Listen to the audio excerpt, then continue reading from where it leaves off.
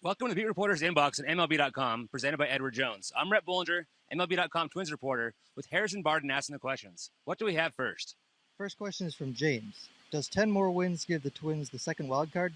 Right now, the Twins are in great position, up 3 games on the Angels with 16 games to play. If the Twins were to win 10 games, they'd be in a great spot. You know, the Angels at that point would have to go 13-3 even to have a chance to tie the Angels and force a game 163. So really, at this point, even if the Twins were to go, 8-8 the rest of the way, the Angels have to go 11-5 just to force a tie. So right now they're in a good position.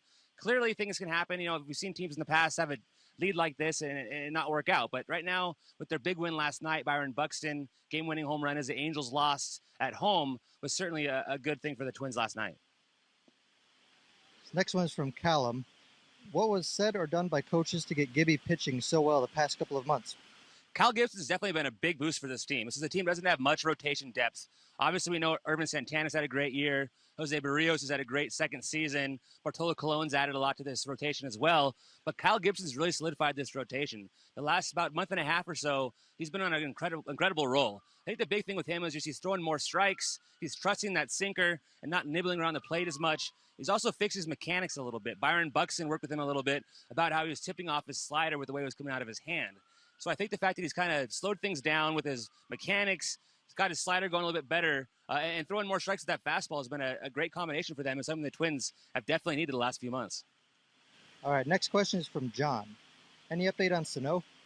That's the big question right now. Miguel Sano, we talked to him yesterday. He's still dealing with that stress reaction to his left shin from a foul ball nearly a month ago. So he's been out for a long time now. He's been able to hit on the field without much issues, but the problem is still running.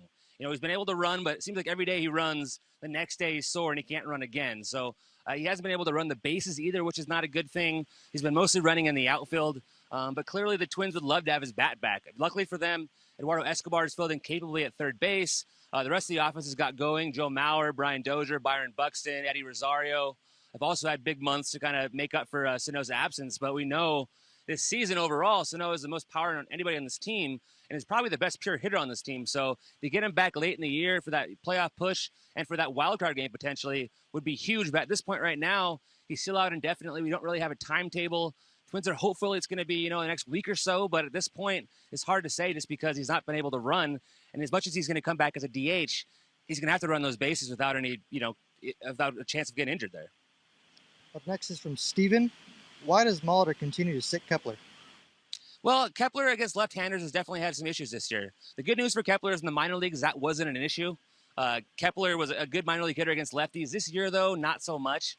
And so I think at this point late in the season, I think if the Twins were out of it, I think Kepler would be playing every day. It would be a good chance for Kepler to see lefties to get better against them. But at this point, being in the thick of a race, they've been kind of going with the big bench right now with all the September call-ups. They have options whether they want to bat Vargas as the DH, against lefties. They've got options now in that outfield. And even Adrianza has been playing a lot of outfield as well. And he's been kind of a revelation offensively, which they didn't expect. So it is tough because Kepler is a big part of this team's future and is one of the, part of their core four there with, Polanco and Buxton and Sano.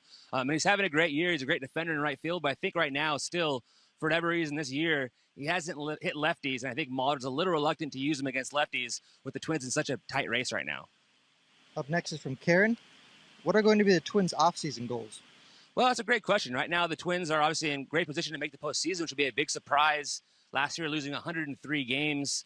No one expected them to do anything this year. So I think people expected them to maybe even trade guys like Brian Dozier or Irvin Santana, before the season or at the deadline. That obviously didn't happen, and it was a good idea because they've been a big part of this playoff push. So I have a funny feeling they won't be traded this offseason either. I think the big thing we'll look at in the offseason is how they're going to acquire pitching. We know that pitching is going to be their number one goal.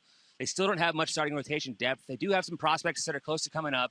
But getting a starter or two would be huge for this team, and even the bullpen. Matt Bilal is going to be a free agent. They already traded Brandon Kinsler. They're probably going to need a closer. They got some young guys they like. Trevor Hildenberger has been great for them so far. Alan Business in the bullpen's been a very good rookie as well. But they need some bullpen help and maybe even a right-handed bat. I think they could probably go out there and get a guy who could play some outfield and be a right-handed bat that could serve as DH. Would be a big addition, too. So I'm going to be curious to see how much money they spend with the new front office or how much they kind of dip into that pool of prospects and make some trades. But I do think the front office is going to be much more aggressive in their second full-off season after taking over for Terry Ryan. This one's from Tim. Who are some guys in the system we should be keeping our eyes on and that we can look forward to coming up? It's a great question. Steven Gonsalves is a prospect, a pitching prospect I like a lot. Fernando Romero is another pitching prospect I really like a lot as well. The Twins also have a plethora of shortstops right now. Nick Gordon is a top shortstop prospect, had a great year at Double-A. He's very close to getting to the majors, could even be in the majors by next season. Obviously, Jorge Polanco's had a nice season at shortstop here, too, so it'll be interesting to see what they do with him. Royce Lewis, number 1 overall pick, had a great first season and first year in pro ball. So, yeah, the Twins definitely have a good mix of shortstop prospects and definitely some pitching, which is a good thing going forward as well. Next question is from Angel. Who do you consider as the team's MVP this year? Ooh, wow, that's a tough one. I was actually talking with a bunch of other reporters about that yesterday. We vote annually on the Twins MVP here locally in Minnesota, and it's really tough to say. I think at this point, early in the year, it would have been obvious that, Miguel Sano was a guy with the way he was producing offensively. The injury right now kind of knocked him out of that race. You can make a solid case for Irvin Santana. A great pitching year for him as well. He's been the anchor of the staff.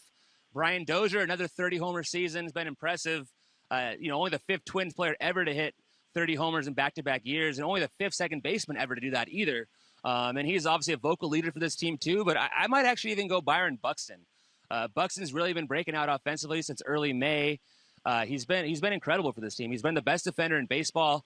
A new metric came out yesterday from our guys at Baseball Savant, that StatCast, that he shows he's the best defender in baseball. He's also been hitting really well now for several months. Had the game-winning home run last night. If you look at some of the advanced stats like wins above replacement, Buxton's actually been their number 1 guy. So for me, I would lean Buxton slightly over Dozier with Santana up there as well. Whereas Sano I thought was maybe the early candidate, but I think at the end of the year, which is crazy to think with the way that that Buxton was hitting in April, he might be their most valuable guy this year, and he's so young, he could be that way for the future. All right, next question is from Sean. What's the X factor for the Twins as the season finishes up? I think it's always going to come down to pitching. This is a team that's last year had one of the worst ERAs in baseball. It's been much better here in the second half. The bullpen's actually done great even after trading Brandon Kinsler.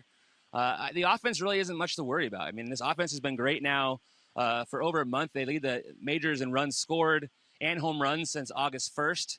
So it's been kind of an extended stretch here of watching these young guys really develop. We've seen Buxton and Polanco, Rosario make huge strides. Joe Mauer's hitting over 400 in that span. Brian Dozier's been off to his second half great start as well.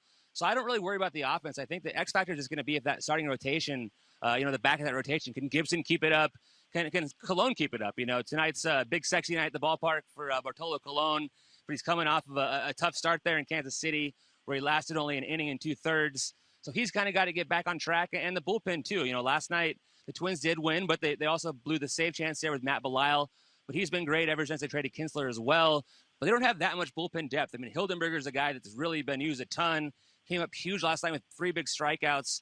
As a rookie, he's been their best reliever. But they don't really have too many other guys behind him that really fully trust yet. So I think if some of those guys like Ryan Presley and Busenitz and Rogers and those guys can kind of, shut that door leading up to the 9th, that's going to really help them kind of close the door here on the wild card chase. Next question is from Matt. 1-game wild card. Who are they starting? Right now, the Twins are lined up to start Irvin Santana in that game. Things can obviously change if they were to clinch early or anything like that, but at this point, they'd love to have Irvin do that. Irvin's their veteran leader. He's pitched in the postseason before with the Angels. He pitched in the World Baseball Classic this year. He's got a lot of experience in big games. He's been in pennant chases before. He's 34 years old, so he's been around the block. He's been their best starter all year. He's the anchor of the rotation. He's the veteran leader. He's definitely the guy they'd like to have in that start. Right now, the way it's lined up, that's definitely supposed to be him. We'll see how it goes the rest of the way. But that's what they're trying to do right now is to get Santana in that 1-game wild card. Next up is from Caleb.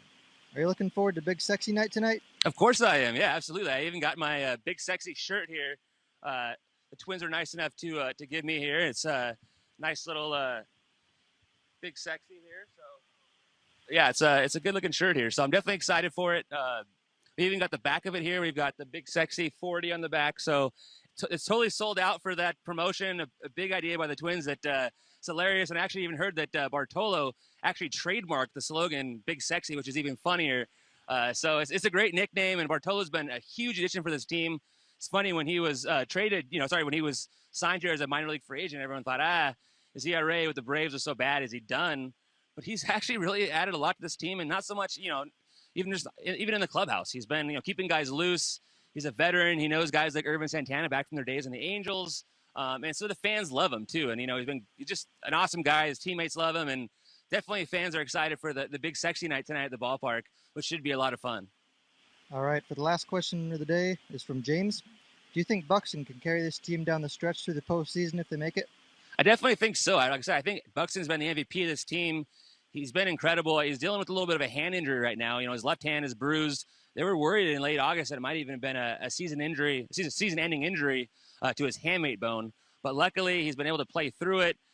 He's been great offensively. You know that he provides so much defensively on the bases. He's the fastest player in baseball. But with his bat, too, he's just an all-around player right now, which the Twins always hoped he'd be. I mean, there's a reason why he was the number one prospect for so many years. But now we're finally seeing it come together. And I do think at this point right now, Buxton is their guy, and I think he's got a really good chance to be this leader down the stretch and lead the Twins to the postseason for the first time since 2010. So thanks for watching the Beat Reporters Inbox on MLB.com, presented by Edward Jones. Tune in again next time.